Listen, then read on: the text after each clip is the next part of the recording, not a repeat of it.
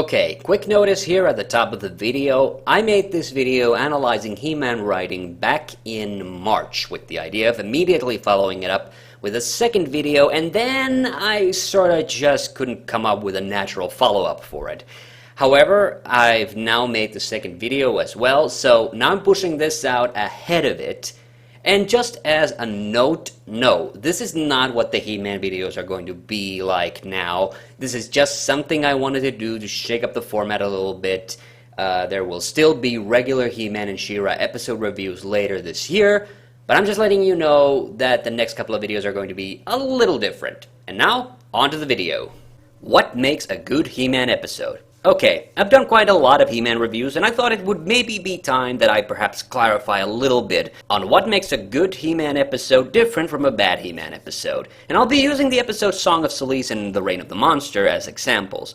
Both episodes are about He-Man trying to stop a giant monster, but for different reasons. In one episode, it's to specifically prevent an attack on Grayskull, and in the other, the monster just leads to a crisis at Grayskull. Song of Salice made my bottom 10 He-Man episodes list twice. Reign of the Monster is my all-time favorite He-Man episode. So why is it that I view these two episodes so differently? Mind you, I picked these episodes specifically because of their similarities, so this analysis of the two doesn't necessarily work with every He-Man episode. I'll probably have to do another video about the quality of He-Man writing later, but for now, I think this will be helpful to at least let you guys in on how I view He-Man episodes on the whole. So let's start with the premise, since if you've not watched any of my bottom 10s or bad episode reviews, this apparently is my go-to criticism for most bad He-Man episodes, but it definitely comes to bear. So, for the nth time, the Song of Salice's premise is that there is a city built over a giant monster's lair and only a singer, Salice, can lull it to sleep with her magic singing. Individually, the elements of the monster's lair being located under a city and a magical singer aren't bad. What's never explained by the episode is why these idiots build a city on rock and roll. I mean a giant monster's lair. If they didn't happen to know it was there, that would make sense. But the whole premise rests on the idea that the monster causes earthquakes. So how the hell couldn't they know? They also never bother explaining how they discovered that singing somehow calms the monster. The whole thing comes off as, these guys built a city, and only then realized that there was a monster to begin with. Because the alternative is, they knew the monster was there and built the city anyway. You know, I'm no city planner, but if somebody told me, hey, you know there's a monster that causes earthquakes under here? My reaction would probably be, really? Well, geez, let's move this baby a couple of miles west, why don't we? Now, it's true I'm not a fan of episode writing where they explain too much, but even a little bit more background information in this instance would have gone a long way. The Reign of the Monster's premise deals with the Torks, who are trying to resurrect Mulcrum, who's been encased in a crystal by the Eternian Elders.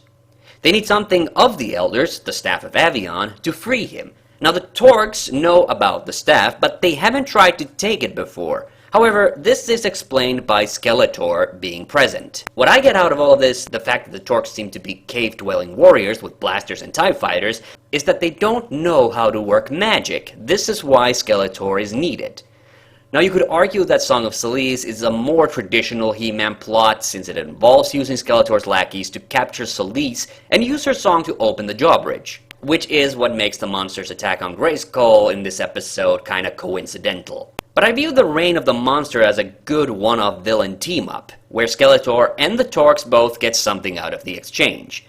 They add a double whammy with Stratos also getting captured, but this actually has a little bit more impact. I really don't care about Salice. She's just a random character written for a single episode. Stratos is a well-established ally of He-Man and the frickin' king of Avion.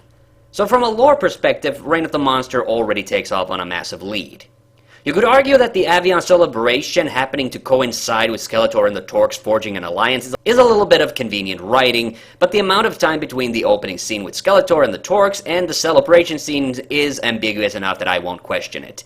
The only part of Song of Salice's story that makes sense is that Skeletor realizes that Salice's singing can be used for a variety of purposes. The giant monster going AWOL is just some convenient distraction so the heroes can't just go to Snake Mountain to get Salice back. The reason I make such a big deal of the initial premise in a He-Man episode is because if it doesn't make sense, I have a very hard time taking anything that the characters do in the episode seriously. Now, that doesn't mean that an episode with a dumb premise can't be entertaining. There's plenty of examples of this from both seasons of He-Man, but the episode has to work extra hard to make up for the fact if the episode's beginning is just categorically dumb. However, in the next part, we actually end up creating a narrative oxbow in both episodes. A kind of build-up to the eventual confrontation between the heroes and the villains. The difference here is that Song of Salice's side tangents are pointless and basically there to pad out the running time, while Reign of the Monsters are actually significant to the story. To give Song of Salice some credit, the heroes' next course of action is actually pretty sensible. They decide to split off. He-Man goes fight the monster, since realistically he's the only one who can, while Duncan and Teela go rescue Salice. Well, they try, but of course Beastman's caterpillar thing captures Duncan and takes him to the island of ice in a lake of fire. You see, crap like this, even though it sounds kinda cool, just comes off as a sorry attempt to distract us and pad out the running time. To be fair, He-Man's running with the elephant monster thing really does the same thing. It's just a pointless fight to pad out the time, even if the animation on it is pretty good.